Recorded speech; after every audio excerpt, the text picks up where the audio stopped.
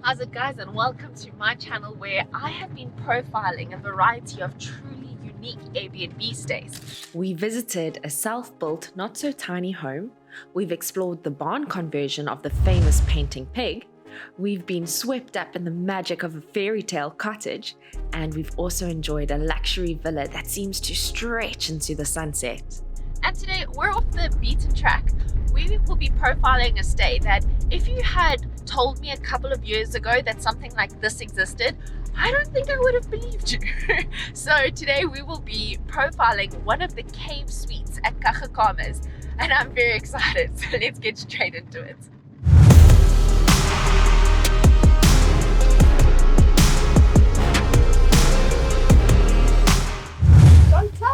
How's it? Nice to meet you. Nice to meet you as well.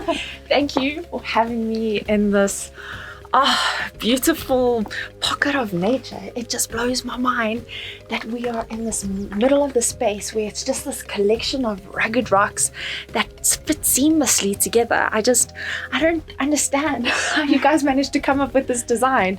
Tell me a bit about the mindset behind it. To understand the inspiration behind the design, you have to understand the history of Kagekama. Initially, it started as a working sheep farm, which was purchased by Willie de Wil, Pieter Louscher, and Pieter de Wil. They later decided to expand the reserve with the purpose of preserving the natural environment and also the rich cultural history.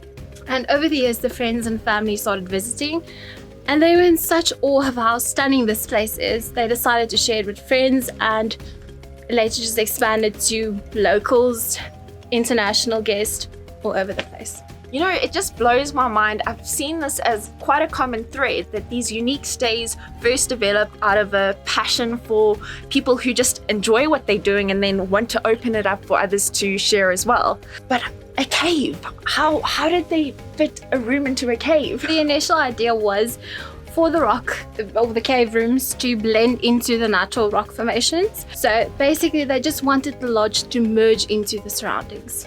It's clear that a lot of thoughtfulness went into preserving the natural aesthetic of the nature reserve.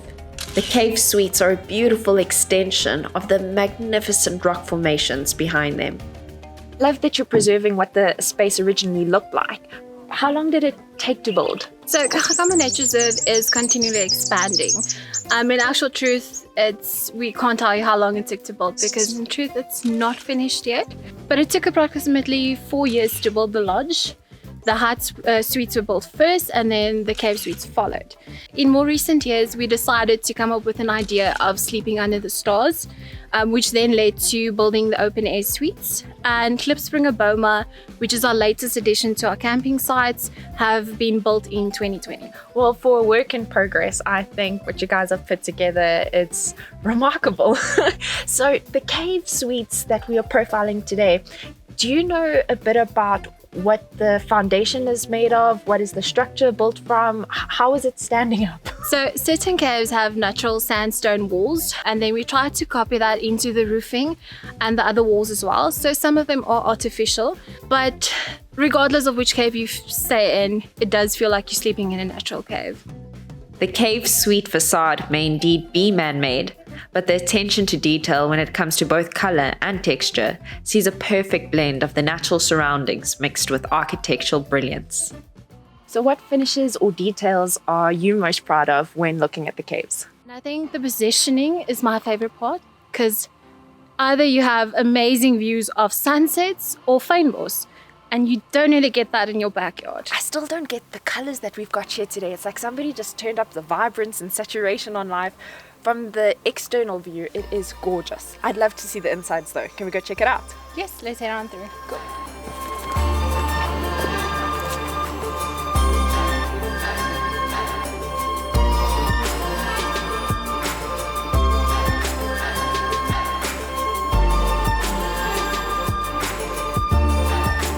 This is quite a secluded space, a little nook to connect for a couple. Can you walk me through the layout of the space? What do you specifically want guests to see and enjoy about the space?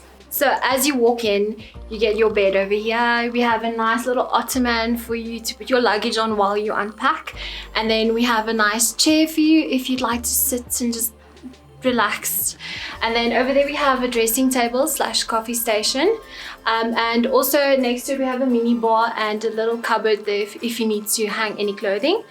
And then what we specially do for our guests is we leave them a bottle of sherry with 2 glasses to enjoy either on the porch with the view or when in bed just to relax. And then we always supply nice gowns and some slippers for you as well.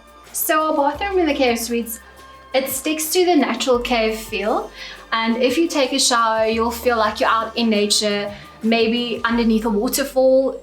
It's your choice, but it has also a little bench if you need to just sit and enjoy that waterfall sound.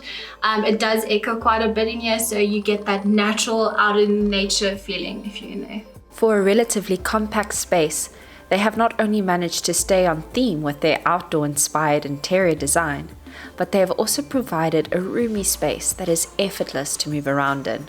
I love this unit. I love that you literally feel like you're inside a cave. And what is surprising to me is the airiness. I would have assumed that this place could have been a little bit stuffy because it is enclosed. How are we getting this fresh air? All the caves have air conditioners in them, and what makes it so airy is that you can set it on cooling or heat. So in winter we have snow, so you can set it on heating, and then in the summers it gets extremely hot, so you can just put it on cooling. And I think that's a plus for any South African holiday. So what's interesting to me is that this is a bit of a standalone establishment. You guys have your own website. It's very easy to get in contact with you directly. I'm interested why you guys decided to list on Airbnb. What was the mindset behind that? So the Kakakama team not only has a passion for preserving this unique place, but also sharing that with other people. And with this in mind, we are always looking for ways to connect with our travelers. And Airbnb is just one of the many digital platforms that we use to connect with our travelers and to try and encourage them to visit the Cedarburg area. So what have been some of the highlights of the guests who have stayed in the cave suite specifically? Look at this space. I mean, couples enjoy the romantic atmosphere. And if you love camping, there's setting up camp, there's setting up a tent, making a fire. And with the cave rooms, you just walk in and you enjoy it. And there's no fuss, there's no sand in your sheets, you can just enjoy it.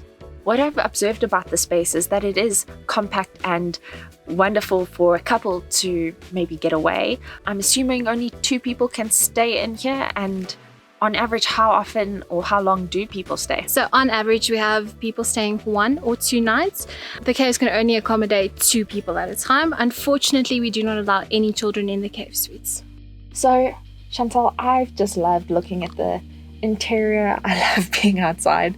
If guests come here, what is one thing that you want them to see or one thing that you want them to truly experience? So if at night you're sitting on your porch and it's clear skies, then you have a beautiful view of the Milky Way. And you can also join our stargazing tour, which gives you more information about the stars. But I would say a must is to sit on your porch and just stare at the Milky Way. Chantal, I can't thank you enough for just opening up your afternoon to just give me a tour of the space. I've really enjoyed it. Your insight and clear passion for the cave suites, it's made it really exciting for me to profile. So thank you for your time. I really appreciated it. Thank you so much. It was wonderful having you here. If you enjoyed this episode of my series where I profile Unique Stays, go ahead and give me a big thumbs up and consider subscribing to this channel if you'd like to see future episodes of the series. Also, my treat, I will leave for you in the end screen previous episodes that I've already recorded so that you can enjoy those after this video. Thank you for spending your time with me. Take care. Bye.